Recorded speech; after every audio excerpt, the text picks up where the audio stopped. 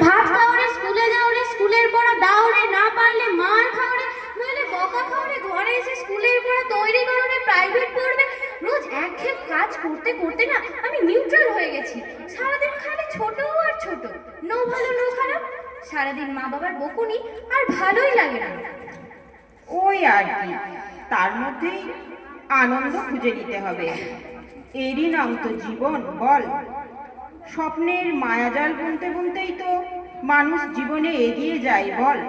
সে একটা গান আছে না, ভালো লাগে স্বপ্নের মায়াজাল বুনতে, ভালো লাগে ওই আকাশের তারা গুনতে, ভালো লাগে মেঘলা দিনে নিষ্পলকে রামধনু খুঁজতে। বন্ধু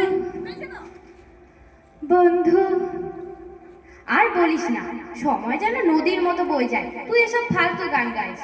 কখন যে 12 বছরের হয়ে গেলাম দেখতে দেখতে বুঝতেই পারলাম না। জানুয়ারি এলেই যেন ডিসেম্বর চলে আসে। ধুর।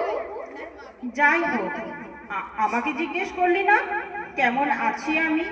দূর, তুইও ভালো নেই আমি ভালো করেই জানি। সকালে ওঠার পর তো তোরও একই কাজ, তাই না? না রে, কাজের জন্য নয়, আমার লিভার ক্যান্সার হয়েছে। ডাক্তার বলেছে আমি আর মাত্র 1 মাস বাঁচবো, আর বেশি নয়। তাই আমার কাছে পুরো পৃথিবীটাই খুব আনন্দ ঘন মনে হচ্ছে। আমার কাছে প্রতিটা মুহূর্ত খুব গুরুত্বপূর্ণ। তাই ভেবে চিন্তে খরচ করি, মন খারাপ করি না, দুঃখ করে কষ্ট করি না। মধ্যরাত্রির পর ভোর থেকে যখন আস্তে আস্তে পৃথিবীতে আলো ফুটে, তখন আমার মনটা আনন্দে ভরে যায়।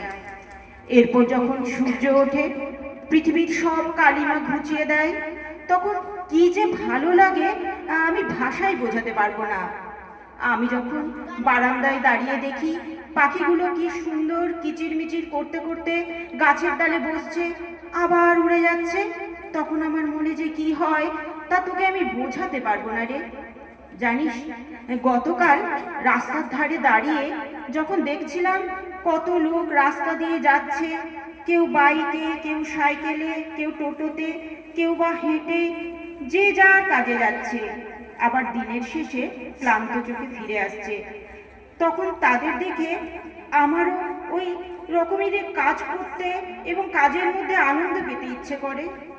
আবার যখন দেখি সকাল থেকে ঝিমঝিম করে বৃষ্টি পড়ছে, কখনো বা ঝমঝম করে বৃষ্টি হয়, তখন মনটা নেচে ওঠে। আবার যখন তুষারপাত হয়, তখন মনে হয় চারিদিক সাদা চাদরে ঢেকে গেছে। তখন সেই গানটা আছে না, হৃদয় আমার নাচে রে আজকে ময়ূরেরও মতো নাচে রে। কি বলছিস তুই? শুনে খুব খারাপ লাগছে রে। তুই আর মাত্র 1 মাস বাঁচবি। আবার তোর চোখে না আমার পৃথিবীটাকে খুব সুন্দরও লাগছে। আগে সেভাবে তো আমি পৃথিবীর দিকে তাকাইনি, এই প্রকৃতিটাকে ভেবে দেখিনি। হ্যাঁ রে, পৃথিবীটা খুব সুন্দর, পৃথিবীর মানুষেরা আরো সুন্দর। তবে সব মানুষ নয় রে। যে মানুষ তোর একবার ক্ষতি সাধন করবে, সে জানবি আবার তোর ক্ষতি সাধন করবে। সে তোর ক্ষমা চাইলেও মোটেই ক্ষমা করিস না। যতদূর পারবি তুই নিজে অন্যকে সাহায্য করার চেষ্টা করবি, মানুষকে ভালোবাসবি। তবে হ্যাঁ, তার কাছ থেকে বিনিময়ে ভালোবাসা চাইবি না কখনো। আচ্ছা নেহা, তুই জানিস যারা পৃথিবীতে আসে তারা যত বছর পৃথিবীতে থাকে তত বছরই কাজ করার সুযোগ পায়। পৃথিবী ছেড়ে চলে গেলে তার কাজ করার কোনো সুযোগ থাকে না, পড়াশোনা করারও কোনো সুযোগ পাবি না তখন। ভাব, তুই কোটি কোটি বছরের মধ্যে এই কটা বছরই পৃথিবীতে থাকার, পৃথিবীতে থেকে পড়াশুনো করা আর কাজ করার সুযোগ পেয়েছিস। আর এটার মধ্যেই তো আনন্দ আছে, খুশি আছে। তোকে শুধু খুঁজে নিতে হবে রে। রইল মা বাবার বকুনি। জানিস তুই কতজন সেই মা বাবার বকুনি থেকে, মানে মা বাবা থেকেই বঞ্চিত হয়। তুই ঠিকই বলেছিস রে সমীর।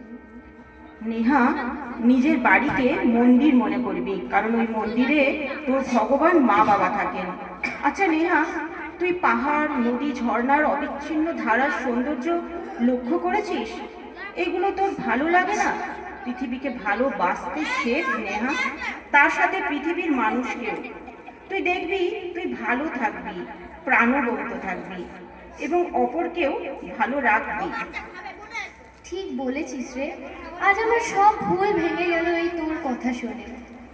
সময়ের মূল্য বুঝতে শেখ নেহা, আর সবার সাথে ভালো ব্যবহার করবি, যাতে কোনোদিন তোকে আফসোস করতে না হয় যে হাই, লোকটার সাথে আজ আমি এত বাজে ব্যবহার করলাম আর লোকটা আজ মারা গেল, বা ওই লোকটার সাথে আজ কথা বললাম না, মুখ ঘুরিয়ে নিলাম আর আজ সে নেই।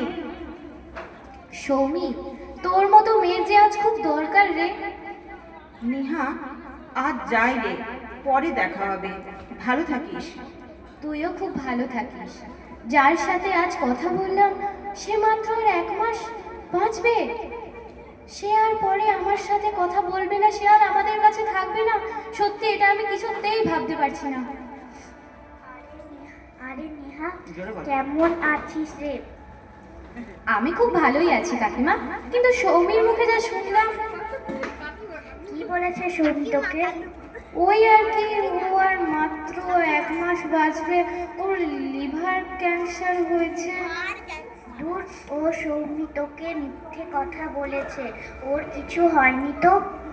তার মানে সৌমি আমাকে এতক্ষণ যা বললো তা শুধু আমাকে শিক্ষা দেওয়ার জন্যই বললো? মানে ও গোটাটাই মিথ্যে কথা বলেছে? যাই হোক, ও মিথ্যেকে আশ্রয় করে যা বললো সেটাই ধ্রুব সত্য। আমার আজ চোখ খুলে দিল।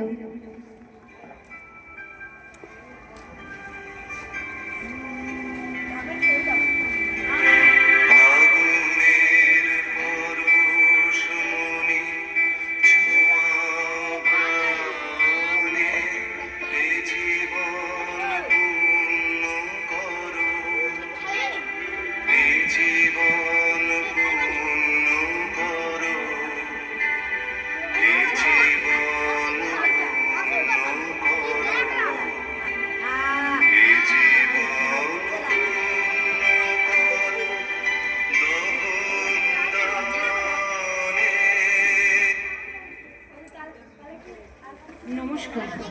নমস্কার। ধন্যবাদ সোমা ম্যাডামকে।